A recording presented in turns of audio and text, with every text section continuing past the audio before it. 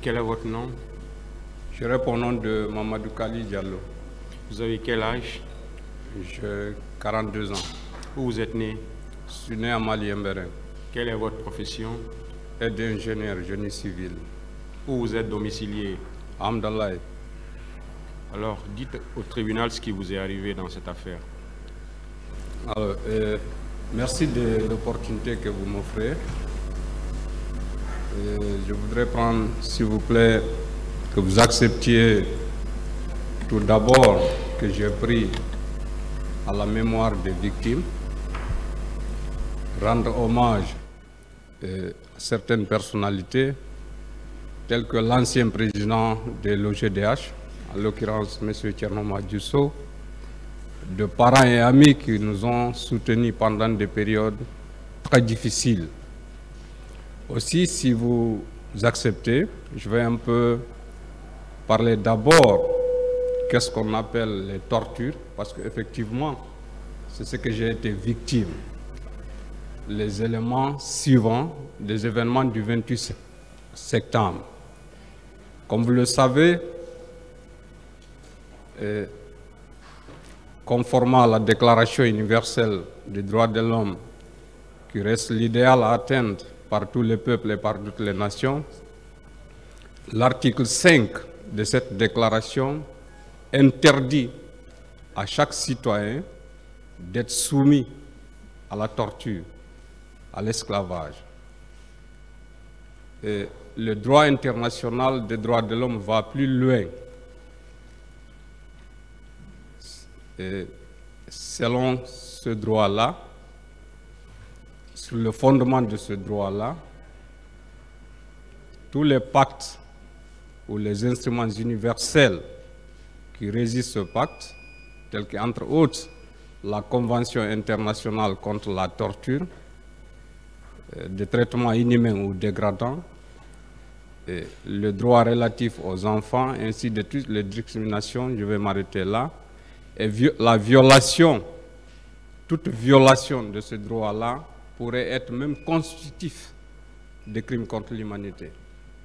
Alors, après les événements du 28 septembre, nous, un groupe de jeunes épris de paix, de liberté et de justice, soucieux du climat qui régnait après les événements tragiques du 28 septembre, nous avions pris l'initiative sur nous-mêmes, à travers une déclaration que nous avions rendue, à travers le respect de toutes les formalités y afférentes, d'entamer une grève de la faim de 5 jours pour effectivement appeler aux acteurs sociopolitiques à un cadre de dialogue inclusif et sincère. Aussi à l'arrêt des exactions qui s'abattaient sur les populations guinéennes après les événements du 28 septembre. Alors, 28, un mois jour pour s'il vous plaît. Un mois jour pour jour. Au niveau de la mezzanine. Madame. Continuez. Un mois jour pour jour, nous sommes venus de façon libre et volontaire à la maison des jeunes de Dixine Port. Et nous avions entamé une grève de la faim de 5 jours pour arrêter encore une fois l'opinion, pour demander l'arrêt des exactions qui s'abattaient et pour appeler tous les acteurs sociopolitiques à instaurer ce cadre de dialogue-là. Pendant toute la journée, nous étions là. Je précise que nous étions 7 engagés de façon libre et volontaire à cette grève de la faim. Mais c'est une fédération qui l'avait organisée, la Fédération des associations de jeunes. Donc pendant la journée, nous étions très nombreux dans cette maison. Nous étions en train de regarder comme on appelle le film documentaire de Mahatma Gandhi sur la non-violence pendant toute la journée. Certains sont rentrés. Pour preuve de responsabilité, il y avait 2 filles entre nous. Donc à 19 h, nous leur avons dit, nous sommes 7 garçons ici. On ne prend pas le risque de passer la nuit avec vous. Vous vous rentrez et puis le matin vous revenez. Et tous les autres membres qui étaient solidaires à notre grève de la faim, mais qui n'observaient pas la grève de la faim aussi, sont rentrés. Après toutes les prières, Moi, j'étais couché, je dormais aux environs de 0 heure, de façon très brutale, avec une violence que vous ne pouvez pas imaginer. Je vis colonel Thieboro avec ses hommes. Il est venu, une violence que vous ne pouvez pas imaginer, avec des injures que je ne peux pas répéter, avec des coups de matraque. On avait, pendant ces 5 jours, on avait décidé de ne prendre que de l'eau. Donc on avait l'eau. Il est venu, nous a qualifié d'abord avec tout ce que vous savez comme violence verbale, physique, des terroristes, financés par des narcotrafiquants, ainsi de suite. Mais avant de venir, il avait pris soin de prendre le chef de quartier et ils ont sorti un nombre important des habitants. Et ils étaient, comme on appelle, en dehors de l'enceinte de la maison de Dieu. Donc il nous a fait sortir avec ses hommes, avec les matraques. Il nous a exposé d'abord à une humiliation qui ne dit pas son nom. Et dans la foulée, certains même disaient, non, ils étaient plus de 200 ici. Il dit, comment vous pouvez héberger dans votre quartier ces terroristes, ces narcotrafiquants, ainsi de suite. Alors, certains disaient, non, il était même plus de 200 pendant la journée dans cette salle. De façon très sérieuse, avec toutes les menaces. Il nous dit que nous allons périr. Et que tous ceux qui étaient avec nous, seront recherchés. Il nous a pris direction du camp Alpha Yaya. Aux environs de 0 heure, nous sommes arrivés au camp Alpha Yaya, département antidrogue. Il nous a exposés à l'esplanade. Vous savez, il y avait ce qu'on faisait passer comme sorte de ce qu'on appelait daddy show. Il a pris les caméras, il a ordonné. Je dis bien qu'il a ordonné, on a pris les caméras. Donc, il dit bon, je veux vous donner à manger. Le leader a réitéré, nous sommes en grève de faim. Il dit, vous avez le choix. Vous prenez chacun de vous un pain, une boîte de conserve, ou alors vous prenez 100 coups. Qu'est-ce que vous préférez? Avec toute l'arrogance, hein, avec commandant Thieboro en ce moment, hein, qu'il était. Avec toute cette arrogance-là, hein, c'est que vous savez. Donc finalement, on n'avait pas le choix. On dit, bon, on prend le pain et les boîtes de conserve. On nous a alignés avec une humiliation qui ne dit pas son nom. Vous prenez le pain, vous êtes en train d'être filmé dans l'objectif de nous faire passer dans cette rubrique d'Adi Show. Alors, en ce moment, on recevait beaucoup. Pour l'anecdote, d'ailleurs, moi j'étais là à l'extrémité, il y avait un agent très méchant envers moi, à chaque fois, m'attaque sur la tête. Tu finis. Vous voyez ma corpulence, je ne finis pas ça. À un moment donné, même j'ai eu, si vous voulez, l'inspiration de lui dire, coupe un peu le pain. Quand il a coupé, j'ai eu la vie sauve en ce moment. Il a arrêté de me taper sur la tête. Il nous a introduit, après il nous a ordonné de nous mettre dans un conteneur. Un gros conteneur, sans issue, avec un gros cadenas, on a fermé. Alors, je disais, vous savez, la Convention internationale de la torture dit que est qualifié d'acte de torture tout ce qui est, tout acte qui a des douleurs ou des souffrances aiguës commis de façon intentionnelle avec un agent revêtu d'une puissance publique dans l'intention d'obtenir des aveux, des informations, ou alors dans l'objectif de faire peur, ou alors d'humilier. Et c'est ce que nous avons été victimes. Dans ce conteneur noir, comme vous ne pouvez pas imaginer, on nous a jetés. Tout ce que je pensais en tant que musulman, avec le climat que j'ai laissé au dehors, moi je vais périr ici et que je n'aurai pas droit aux prières funèbres. C'est tout ce que je pensais, Monsieur le Président.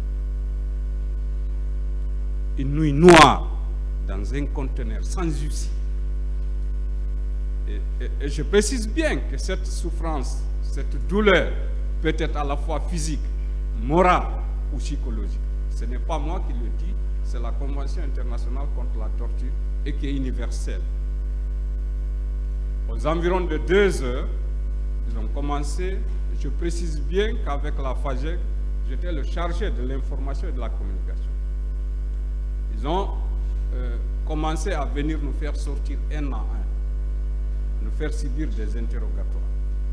Il fallait, vaille que vaille, en tout cas devant les gendarmes, dire qui nous finance, voilà, qui nous a financés, nous agissons sur ordre de qui.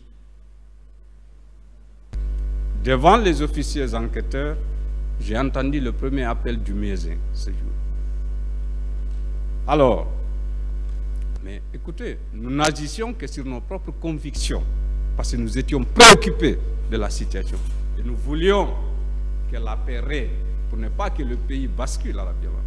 Je précise que je prône la lutte non violente, à l'image de Mahatma Gandhi et tant d'autres. Donc nous ne faisons que la promotion de la lutte non violente. Donc nous étions convaincus de ce que nous faisions. Et nous ne faisions pas sous ordre de quelqu'un. Mais plutôt, nous n'étions pas d'accord de ce qui s'est passé.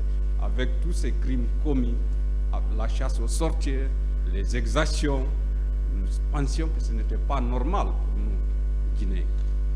Alors, on nous a ramenés, dans le conteneur. Aux environs de 7h, 9h, moi personnellement, on m'a ressorti encore. On m'a envoyé dans une cellule où il y avait des narcotrafiquants présumés. C'est là que j'ai profité. Je rends encore une fois un hommage mérité, appuyé à l'OGDH. C'est là que j'ai profité, d'abord en me déshabillant dans une cellule climatisée. On m'a introduit là et j'ai profité, j'ai vu un narcotrafiquant présumé. Lui, il avait le téléphone parce qu'entre-temps, nous, on avait tout pris.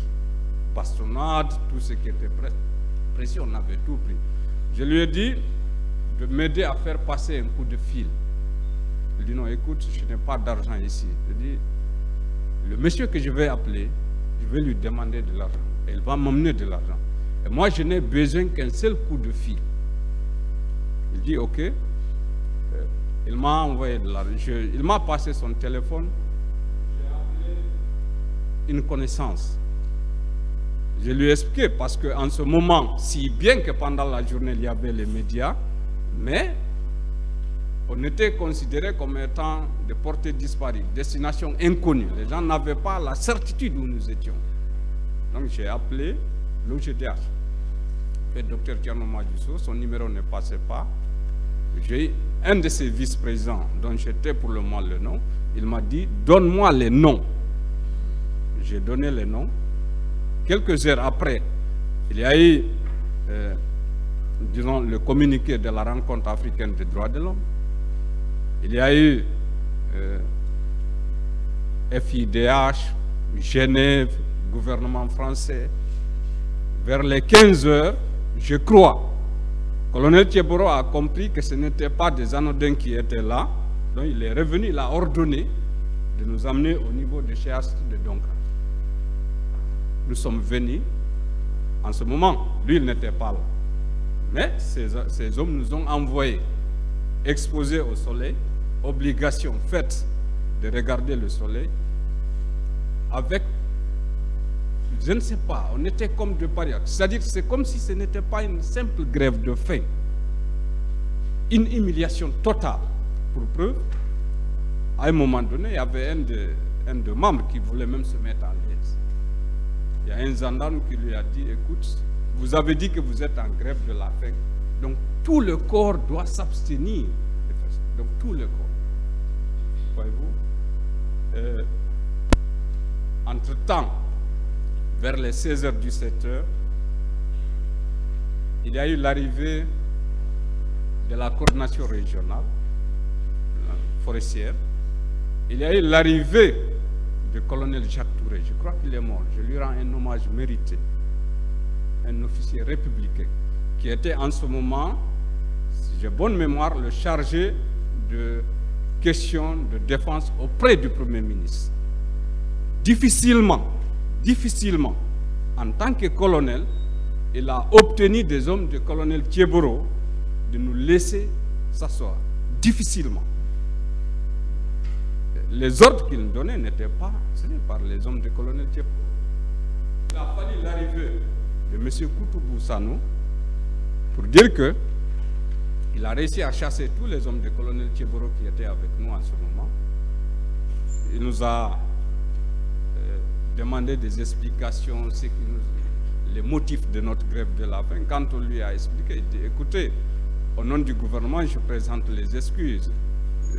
Ça n'allait pas la peine que vous subissiez de tels actes. Alors, finalement, vers les 22 heures, a invité pour dire que tout ça se passe bien. Il nous a invités à dîner. Il y avait un hôtel, un restaurant tout au pied du pont, 8 novembre. Quand vous venez, côté gauche. Pendant que nous prenions le manger, il dit, bon, à un moment donné, je lui ai entendu dire, oui, présent, oui, présent. Après, il dit, bon, écoutez, le capitaine Dadis nous demande au cas. Donc, on a fini. Il nous a pris, il avait 2 véhicules, il nous a mis tous dans ces 2 véhicules-là, on est parti au camp. 1h, 2h, nous étions dans une salle d'attente. Il est parti voir le capitaine Dadis, selon ce qu'il nous avait dit.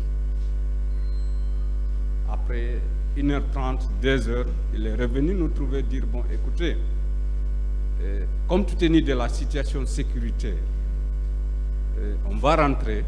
Je pense qu'il est très occupé. Et puis, quand il me fera signe, je vous appellerai. C'est ainsi que nous sommes revenus. Mais j'ai envie de vous dire que tout ce qui est afférent, tout ce qui est constitutif d'actes de torture, le colonel Thieboro a réussi à l'infliger. Parce que vous savez, la peur, certains de nos amis, quand on s'est séparés en ce moment-là, ils n'ont jamais osé revenir au sein de l'organisation. Tellement qu'ils avaient peur.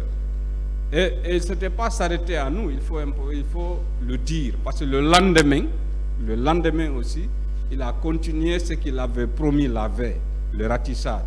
Effectivement, quand on était à Donka, le monsieur qui avait servi de photographe pendant toute la journée, ces services nous l'ont présenté au CHU Donka. Et quand nous étions au département antidrogue le lendemain, par exemple, quand vous voyez les communiqués ici, je vais vous lire, quand vous voyez le Sekou Bamba n'était pas avec nous la nuit, mais c'est la journée, donc le 29, qu'on est parti, ces éléments sont partis, le rechercher dans les quartiers, l'arrêter et envoyer devant. Donc voilà un peu ce que je voulais pour le moment dire par rapport au tribunal.